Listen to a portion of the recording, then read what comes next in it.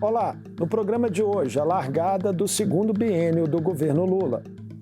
2025 começou para o Planalto com pressões no cenário econômico, recuos em medidas e repercussões nas redes que resultaram em oscilação negativa de aprovação.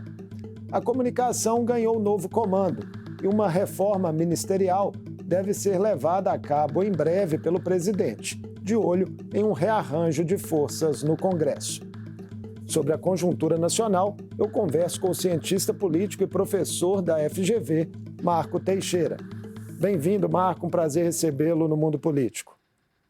Eu que agradeço, prazer estar aqui para conversarmos aí sobre as questões políticas, não é, que estão presentes nesse momento no Brasil. Marco, vamos começar pelo Congresso. As próximas semanas serão de definições de comissões e de outros ritos após a eleição das novas mesas diretoras, encabeçadas por Hugo Motta na Câmara e Davi Alcolumbre no Senado. Em uma primeira reunião deles com Lula, vimos promessas públicas de bom relacionamento. Mas disputas por controle do orçamento, por exemplo, podem continuar a gerar tensões nessa relação?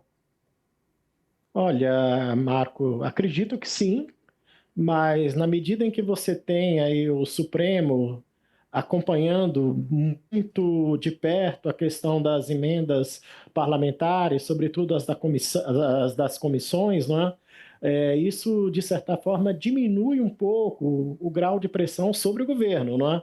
Na medida em que o pagamento dessas emendas vai depender, sobretudo, de como o Congresso vai se comportar do ponto de vista da transparência. O que eu estou querendo dizer? Que a pressão poderia ser maior. Agora, não vejo mudança de cenário no curto prazo, não é? Ou seja, na medida em que foi aprovada a emenda positiva lá atrás pelo Eduardo Cunha, né, o governo ficou com pouca margem de manobra também, do ponto de vista do orçamento, para poder, de alguma maneira, ter mais liberdade para fazer suas políticas públicas. O Congresso avançou de tal modo sobre o orçamento federal, né, que não resta ao governo hoje, se ele quiser ver seus interesses tramitando no Congresso, outra decisão, se não atender e, de alguma maneira, tentar ir negociando ponto por ponto, projeto por projeto. Não é? Estamos num momento aí de impasse e que, de certa forma, a mudança de mesa, a mudança de comando,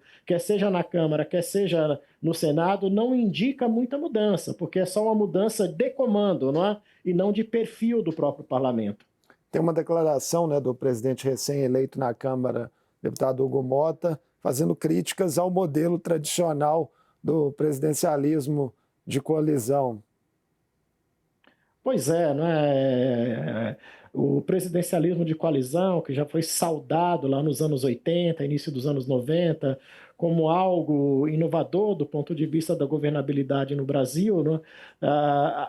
Com o passar do tempo, não é? Ele se transformou muito mais numa forma de cooptação e de chantagem, como a gente vê hoje, não é? Onde a negociação de interesses supera a pauta, né? Ou supera o conteúdo das discussões em questão, né? Mas eu acho que o Hugo Motta jogou para a plateia, não é?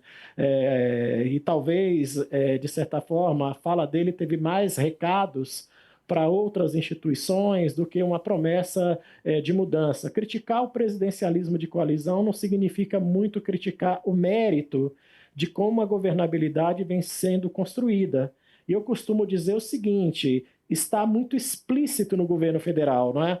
Mas é a mesma lógica nos governos estaduais e nos governos municipais também. Tá? Não é muito diferente disso que a gente vê. Um legislativo cada vez mais empoderado, em todos os níveis. Cada vez mais empoderado, os partidos cada vez mais enfraquecidos, né? E com pouca capacidade de coordenar suas bancadas, e cada vez mais bancadas de interesses, né? Bancadas parapartidárias, né? Bancadas sindicais, bancada evangélica, bancada do agro, bancada de grupos, de certa forma, econômicos que têm interesses em determinadas pautas. Né? Então, o enfraquecimento dos partidos gerou de alguma maneira, uma fragmentação maior do que a fragmentação partidária, que é a fragmentação em grupos de interesse que se organizam no poder legislativo. O governo Lula prepara, Marco, uma reforma ministerial e especula-se que partidos como o PSD e também legendas do Centrão possam ampliar espaços na esplanada dos ministérios.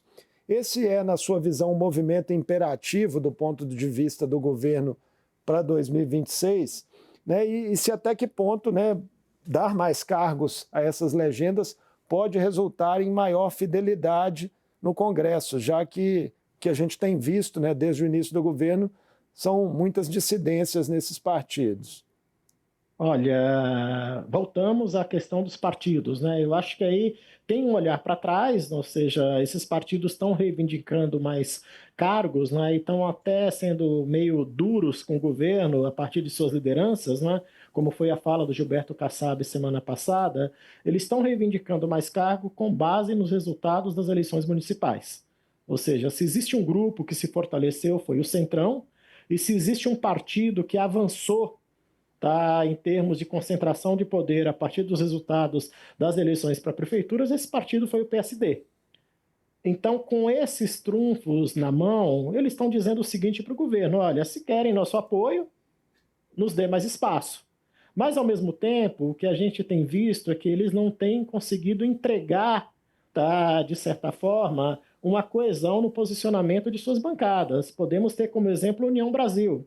União Brasil tem ministérios e uma parte substantiva do União Brasil não apenas vota contra o governo, como assina pedido de impeachment contra o presidente da República também, não é? Então, esse olhar para trás tem a ver com a eleição municipal e o olhar para frente tem a ver com a eleição presidencial. Tá? Ou seja, para além da governabilidade, esses partidos já começam a sinalizar o seguinte: se não nos atenderem e se de certa forma não houver um tratamento melhor conosco, nós podemos marchar em outra canoa, né, em outra candidatura em 2026. O momento do Lula, e aí a gente associa isso também à perda de popularidade, como mostrou a pesquisa Quest, vem mostrando a outros institutos de pesquisa também, não é bom. Quando o presidente, ou o prefeito, ou o governador, ele se enfraquece do ponto de vista da opinião pública, ele também perde capacidade de negociar com os partidos e com sua base de apoio, né? E aí, obviamente, que essa fragilidade vira uma espécie de lacuna, né? Para que o custo da governabilidade possa ser maior. E aí nós estamos falando novamente, não é só o custo da governabilidade, é a formação das coligações que começam a ser feitas a partir de agora, mas olhando para 2026. Você mencionou a queda de popularidade do presidente Lula, né? De fato, a Quest trouxe uma queda de 5 pontos percentuais, né, ali no final de janeiro. Mas, por outro lado, uma pesquisa recente da Quest também mostrou que, se as eleições fossem hoje, o presidente ainda bateria, né, adversários do campo da direita. Qual que é o recado mais importante, a seu ver, nesse momento dos números, né, para o Planalto? Eu acho que tem vários recados, né? Eu acho que um deles, tá? O sucessor natural do Lula, que seria o ministro Fernando Haddad, ele teve sua rejeição também aumentada exponencialmente, né? Ou seja, na medida em que ele se enfraquece, qualquer discussão da linha sucessória do Lula, que não seja o Lula, passa a ser frágil também. Um outro recado importante tem a ver com o aumento da impopularidade. Esse aumento da impopularidade, Marco, não é só em lugares tradicionais que rejeitavam o lulismo, não é? Também é no Nordeste. A gente sabe que o Nordeste tem sido ponto de apoio para a garantia, de certa forma, da viabilidade eleitoral do presidente Lula. E, obviamente, que isso tem a ver, sobretudo, com aquilo que o trabalhador sente imediatamente na sua mesa, que é a perda de renda, originada, sobretudo, pelo descontrole do processo inflacionário dos últimos meses. Ou seja, quando há inflação, o impacto ele é imediato na mesa das pessoas, e as pessoas passam, de certa forma, a fazer esse vínculo com o próprio governo, né? O terceiro recado, por mais que ele não tenha a ver com o Planalto, mas tem a ver com o Planalto, mostra que a direita também se fragmentou. Tá? Ou seja, o candidato mais viável da direita hoje é um não candidato. Tá? Ou seja, é o Gustavo Lima, né? Que ninguém sabe se vai ser candidato e que, ao mesmo tempo, também não se sabe, tá, se, de certa forma, ele sendo candidato, se ele vai unificar a direita. Mas, de todo modo, isso também nos leva novamente à fragilidade dos partidos, né? Ou seja, a direita e a oposição têm um candidato que sequer tem um partido por trás de si.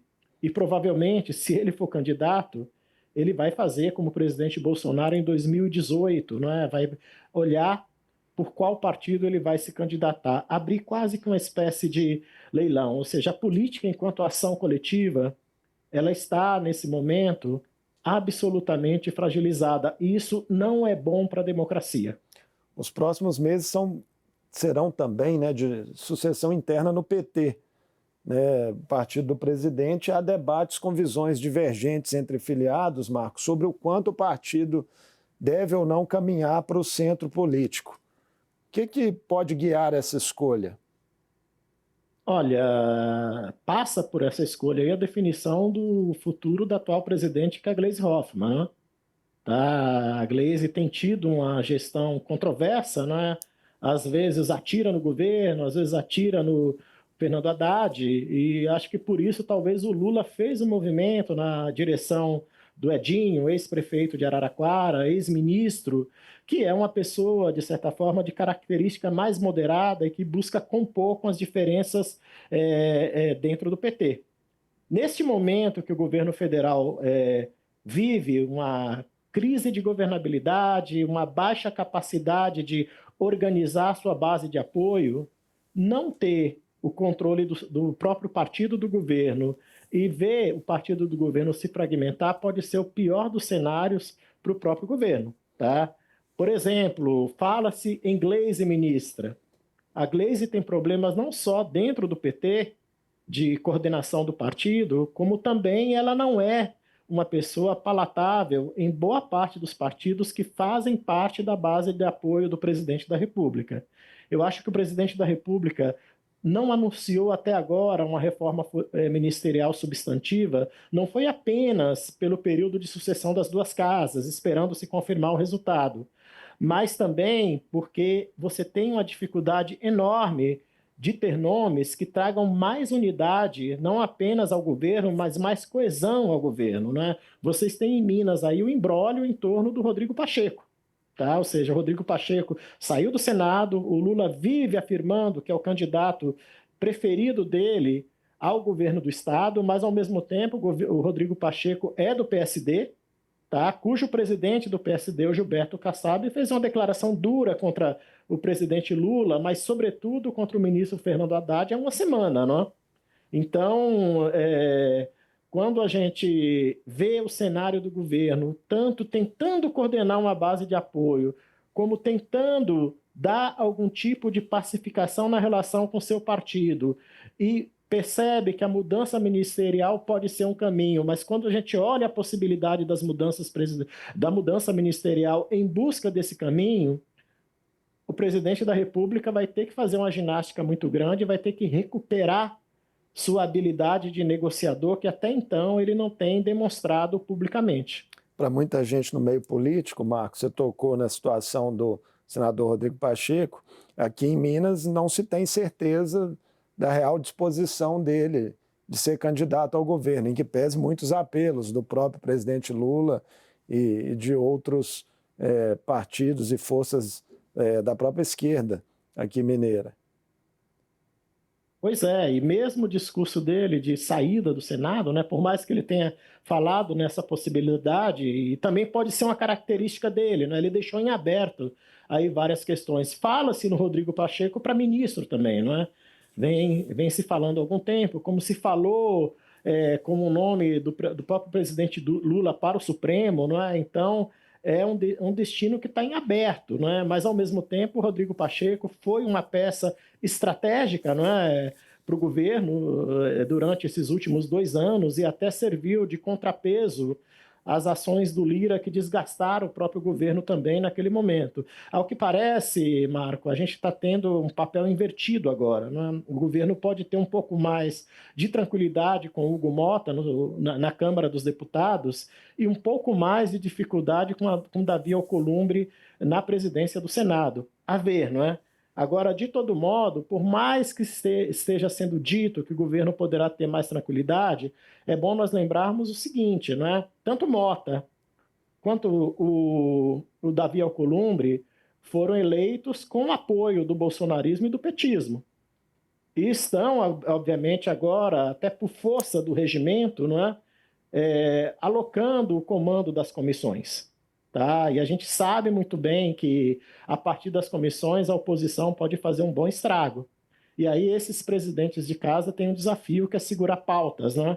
Vamos ver, por exemplo, até quando vai se segurar, se é possível, a pauta de discussão da questão do 8 de janeiro, né? Tá? E vamos ver também... A própria anistia Bolsonaro, né, que segue sendo defendida abertamente pelos partidos de oposição. Pois é, e aí a gente sabe, Marco, que tem uma variável importante esse mês, não é? Que é a possível denúncia que virá da PGR.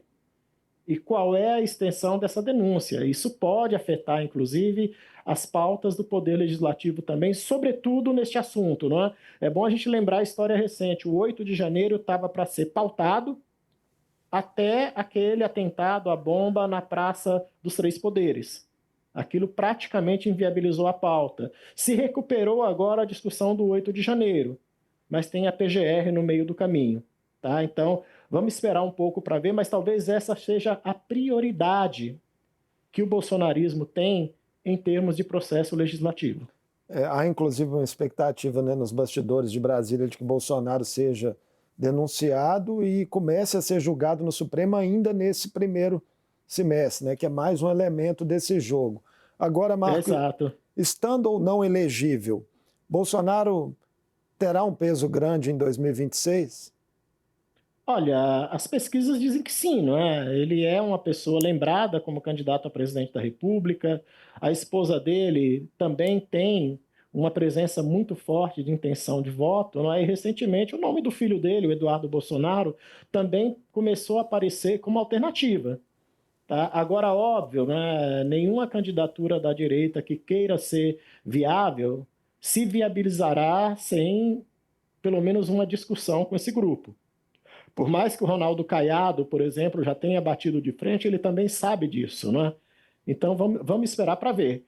Elegível ou não, e acredito que ele não ficará elegível, ou seja, tudo que se tem até o momento indica muito isso, né? Inclusive a decisão de não liberá-lo para ir à posse do Donald Trump, tá? Bolsonaro continua sendo um ator político muito importante. Agora, já perdeu o controle de boa parte da sua base de apoio, não é? Basta a gente olhar o resultado das eleições para a presidência da Câmara, onde mais de 30 parlamentares votaram no Marcel, que foi o candidato do Partido Novo e cujo partido só tem 4 deputados, não é? Dizem que boa parte desses 30 foram votos dissidentes do próprio PL, que o Bolsonaro apelou enormemente para que não, de certa forma, abrisse voto em outro candidato que não fosse Hugo Mota. A mesma coisa no Senado, com a insistência do astronauta Marco Pontes em manter a sua candidatura à revelia, inclusive, né,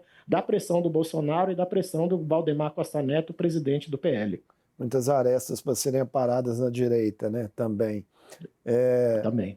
Marco, em relação à agenda legislativa prioritária para o governo federal, né, o ministro da Fazenda, Fernando Haddad, esteve hoje com o Hugo Mota e entregou ali um pacote, né, dessas prioridades, indicando ali várias propostas da área econômica, a regulamentação de aspectos da reforma tributária, entre eles. Você acredita que essa pauta econômica possa continuar tendo êxito nesse segundo biênio, porque, a despeito de todas as dificuldades que conversamos, ela avançou bastante no primeiro biênio do governo, né? Eu acho que a pauta, Marco, que tem mais possibilidade de avançar, porque, de alguma maneira, ela mobiliza atores externos muito fortes, não é? Então, tem aí segmentos empresariais, segmento do comércio, vários segmentos econômicos que também não aguentam mais esperar essa discussão. E, obviamente, que quando esses segmentos se mobilizam e pressionam o Congresso dá a resposta mais rápida, não é? E, ao mesmo tempo, por trás dessa pauta também tem de certa forma, a questão fiscal que envolve o governo, não é? E que, de certa forma, é crucial para o controle inflacionário. Então, eu não vejo nenhum problema. Eu acho que se você me perguntar que pauta que enfraqueceu, provavelmente a pauta de costumes. Eu acho que até o bolsonarismo já se convenceu que não há espaço para transformar a pauta de costumes em pautas prioritárias. Queria falar um pouco com você também sobre aspectos da comunicação do governo, né? Nós tivemos a chamada crise do Pix agora em janeiro, quando a oposição ali explorou, né, a possibilidade de microempreendedores caírem na malha fina da Receita Federal com a medida de monitoramento que tinha sido anunciada pelo governo. Um vídeo do deputado mineiro, né, Nicolas Ferreira, viralizou e aparentemente esse grupo venceu uma batalha narrativa, né, já que houve um recuo da Fazenda. O governo cometeu erros nesse episódio? Olha, é interessante isso, porque talvez isso precipitou a queda do ministro Pimenta, não é? E a chegada do Sidônio, e se a gente for olhar aí essa atual guerra dos bonés, né, a guerra cultural, tem promovido também uma resposta mais rápida do governo a lacunas de comunicação que possa estar se apresentando, não apenas a guerra dos bonés, né, mas como também a própria entrevista coletiva do Lula foi pensada a partir disso, né? O Pix, Marco, é algo que ganhou o Brasil, tá? Facilitou a vida de todo mundo e que, de certa forma, deu uma agilidade muito grande para a circulação de recursos financeiros no país, né? Portanto, é algo que é de domínio público da classe E até a classe A. Então, a dificuldade do governo, quando foi discutir a questão do monitoramento, a questão da malha fina, trouxe essa lacuna que foi extremamente bem explorada pelo deputado Nicolas Ferreira. Basta a gente verificar, tá, o quanto de acesso teve os vídeos dele. E o governo, naquele momento, mais do que ficar preocupado com essa guerra de narrativas, talvez tenha ficado preocupado com a possibilidade de um novo 2013. Que foi aonde que se precipitou toda a crise que derrubou a Dilma em 2016, não é? Então, o recuo, acho que foi menos olhando o Nicolas e mais pensando no tamanho da crise que isso poderia gerar, já que depoimento do Haddad, insistência da comunicação em dizer que, de certa forma, não era nada daquilo, não provocava nenhum tipo de, digamos assim, de contenção ao vídeo do Nicolas, não é? Então, provavelmente, com a vida do Sidônio, conforme nós estamos vendo agora já nos primeiros dias de atividade dele, essa é uma área em que o governo não apenas vai se preocupar mais, mas ele vai tentar ser mais proativo, não é? Sair na frente, porque essa é uma guerra que está no cotidiano de qualquer gestão hoje, não é?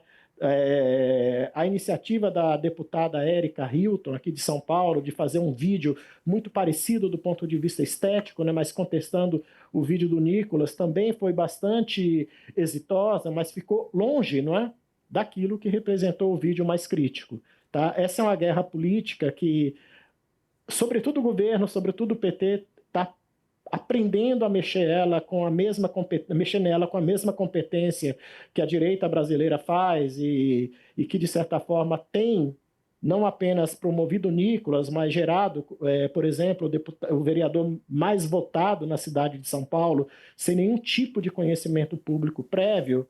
Essa é uma guerra que a esquerda demorou a aprender, tá? E que agora passa a utilizar de estratégia parecida para não perder o espaço que perdeu.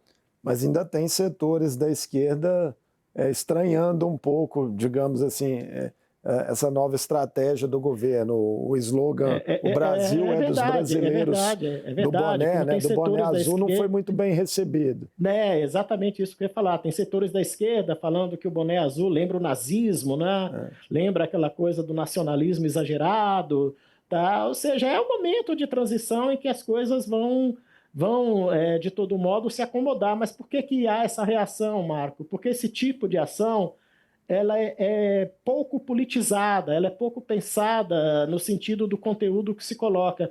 Ela é muito mais ou para o ataque ou para a defesa do que algo estrategicamente pensado para ganhos de médio e longo prazo, não é? Então, digamos assim, aqueles setores que estão pensando nas implicações, o que significa isso para determinados públicos, reagem imediatamente. Agora, o que os resultados eleitorais têm apresentado, não é? E aí tem que ser muito pragmático para analisar isso, não é?